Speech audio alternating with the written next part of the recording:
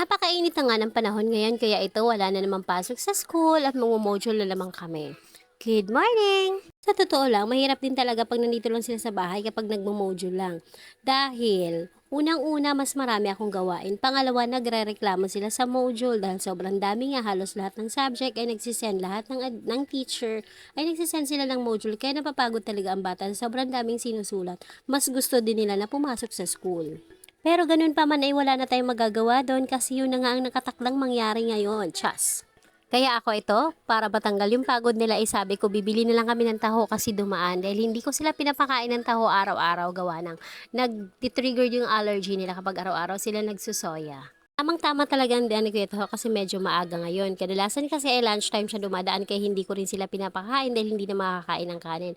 Pero this time 10 AM pa lang ay dumaan na kaya ito na rin ang merienda nila. Pagkatapos nga nilang magmerienda ng tao ay pinabalik ko na rin sa pagmumodule gawa ng isa lang yung phone nila na nag-share lang sila so dapat mabilis tapos yung nauna para makapag-module na rin kaagad ang kapatid niya. So ayun, pagkatapos nga nilang mag-module ay nag-lunch lang kami tapos sabi ko papahinga lang ako ng kaunti at aalis nga ako dahil may appointment ako ngayon sa doctor.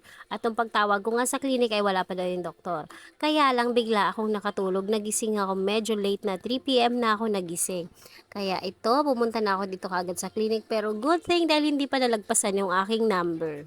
At ewan ko ba talagang kinakabahan ako ngayong makakaharap ko na naman si Doc para ipabasa yung aking lab test. Kaya dumaan muna ako ng 7-Eleven at bumili ako ng kape.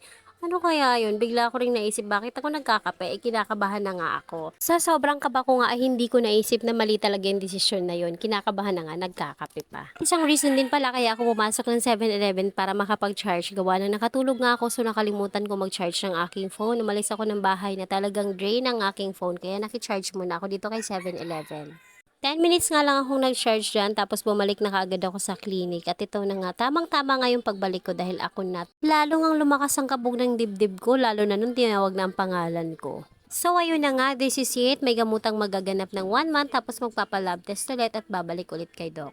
Nadaanan ko nga open pa tong optical clinic na to kaya tinawagan ko yung pinsan ko para makapagpa-check na siya dahil matagal na rin siya talaga nagsasabi sa akin na samahan ko daw siya magpa-check up ng kanyang mata. Gawa ng sumasakit daw yung mata niya at nanlalabo. Kaya pinapunta ko na siya rito at dito na lang kami nag-meet. Pagkatapos nga ma-check ang kanyang mata ay pinapili na siya ng gusto niyang frame. At nagpa-check na nga rin pala ako dyan dahil naisip ko nandito na lang din naman ako bakit hindi na ako magpa-check since free check-up naman. Kaya lang, sa kasamaang palad, mas mataas pa pala ang grado ng aking mata kaysa sa kanya. Naku po, it's a sign. So ayun, nung makapili na nga siya ng frame, ay iniwan muna namin at babalikan lang namin sa mga susunod na araw. Ngayon pagkatapos sabi ko gutom na talaga ako dahil gawa nga na nagkape ako kaninang alas 3 ng hapon. Kaya ito ngayon nanginginig na ako sa gutom. Sabi ko kakain muna kami.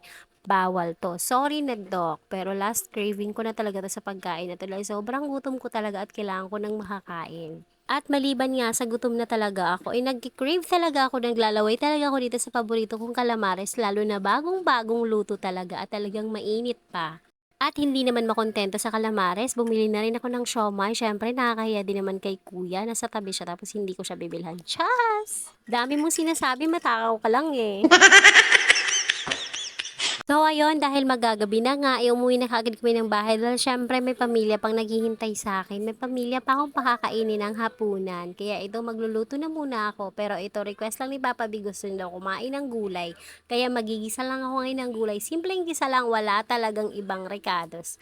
Wala talagang ibang sahog, kundi gulay lang at itong kamatis, sibuyas at bawang. At ito nga aking igigisa ngayon, ang munggong nabigyan ng chance para mamulat sa totoong buhay, chas. Na tinatawag na toge. So ayun, basic na basic lang. Nagisa lang ako dito ng sibuyas, bawang at maraming kamatis. Tapos sinilagay ko lang yung munggong nabigyan ng chance na mag-grow, chas.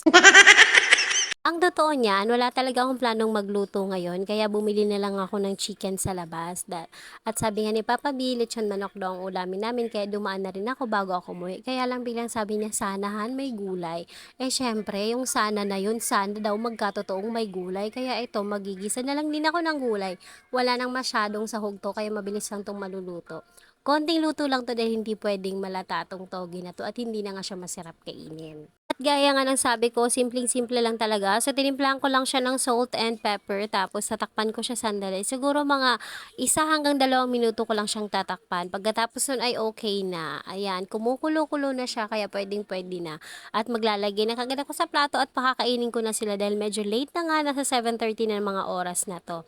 Pakakainin ko na agad sila at medyo nagsasabaw na 'yan pero okay lang dahil yung sabaw na 'yun ang isasabaw ko naman sa kanin ni bunso. Minsan talaga mas masarap pakainin yung mga gantong luto na simpleng-simple lang, hindi masyadong komplikado at healthy pa nga. Ayan o, umuusok-usok pa at ang bango-bango talaga niya, nakakatakam pa. Papaking ko na lang yan siya ngayon dahil kumain nga ako ng bawal kanina sa labas so hindi ako kakain ng kanin ngayon dito sa bahay. Kakain lang ako nitong gulay. At pagka-serve ko nga niyan, ay hinahanda na rin ng aking pinsan yung nabili naming lechon manok kanina sa labas bago kami umuwi. At yan na nga ang aming ulam ngayong gabi. Siyempre, bumili na rin ako ng atsara kasi ito ang masarap na kapares ng lechon manok. At isa pa kasi ang mga bata, mas magana silang kumain kapag may atsara sa lechon manok.